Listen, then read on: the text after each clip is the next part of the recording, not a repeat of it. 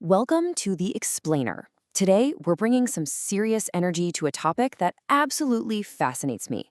We are decoding the psychology behind a phenomenon you've almost certainly experienced, but maybe never fully understood.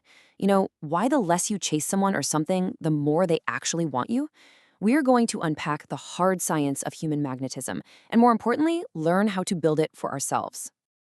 Have you ever met someone who just completely refuses to chase anyone, yet it feels like people literally cannot stop thinking about them? They just effortlessly draw people in. Now, you might assume they're just playing hard to get or mastering some kind of manipulative social game, but the sources we're looking at today reveal something much deeper. They aren't playing games at all. They instinctively understand a profound biological rule. And today, we're going to break it down. Okay, let's dive into this. We're going to cover the chasing paradox, the biology of calm, signaling emotional abundance, the dopamine reversal effect, and finally, direction over distraction. Starting with Section 1, the chasing paradox. Let's look at why chasing actually fails.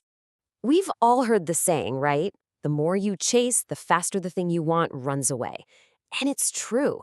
Real attraction, whether we're talking about a romantic relationship, a friendship, or even in business, it just isn't about having the perfect lines or actively begging for validation. When you frantically chase, you're inherently communicating a sense of lack. You're basically telling the other person that you need them to feel whole, which ironically pushes them right away. So instead of chasing, the goal is to build what our sources call emotional gravity. This is the act of building a calm, stable energy that makes others naturally want to orbit you. Think about it like a giant planet out in space. A planet doesn't run around chasing its moons. It simply possesses enough mass, enough of a grounded center, that the moons are naturally pulled right into its orbit. You want to become that grounded center in your own life. Moving on to Section 2, the biology of calm. This is where we get into the hard neuroscience. Have you ever wondered why a vibe is actually contagious? Well, it's not mystical at all. It's a physical wiring in your brain called mirror neurons. These are brain cells that naturally copy the emotions and energy of the people around you. When you're anxious and chasing, other people's mirror neurons fire up, making them feel anxious and repelled. But when you stay centered and calm, others subconsciously sync with that exact same peace. So when you operate from a place of frantic chasing, your interactions feel chaotic. But when you are centered, you introduce a deep sense of peace into the room. By projecting that calm energy, others suddenly feel safe and grounded around you. They're drawn into your orbit, often without even consciously knowing why. Their mirror neurons are literally craving the biological stability you are providing. All right, Section 3, signaling emotional abundance.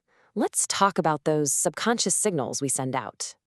What's really interesting about this slide is the profound message hidden behind inaction.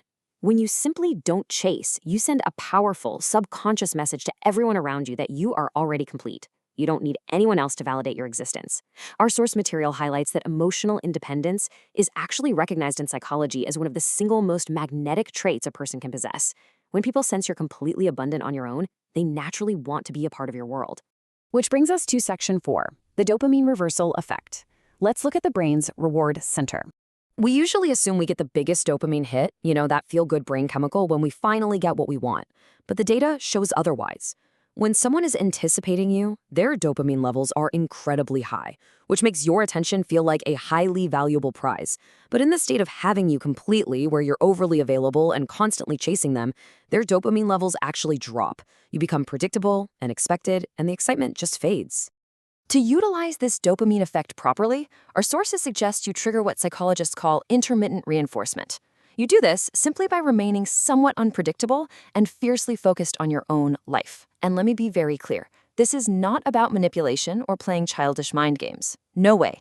It's about naturally turning your attention into a prize simply by not giving it away freely.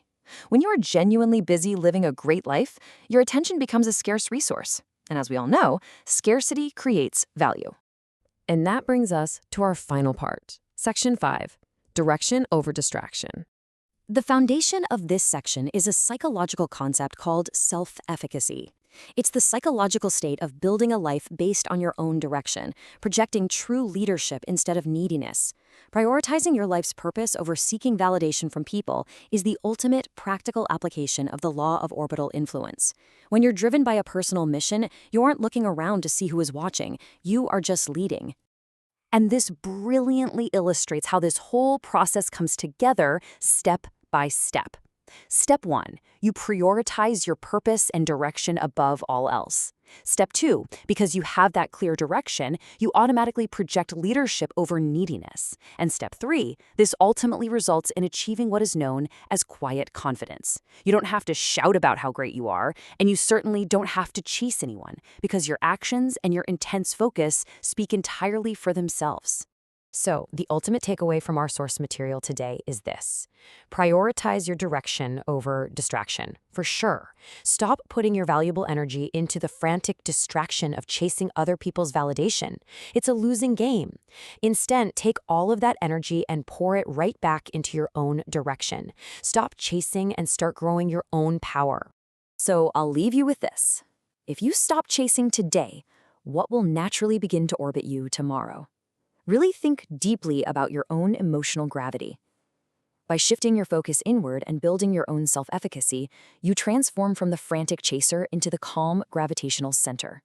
If you found this explainer valuable and you're ready to decode more human behavior and build a stronger you, be sure to subscribe. Until next time, stay focused on your direction.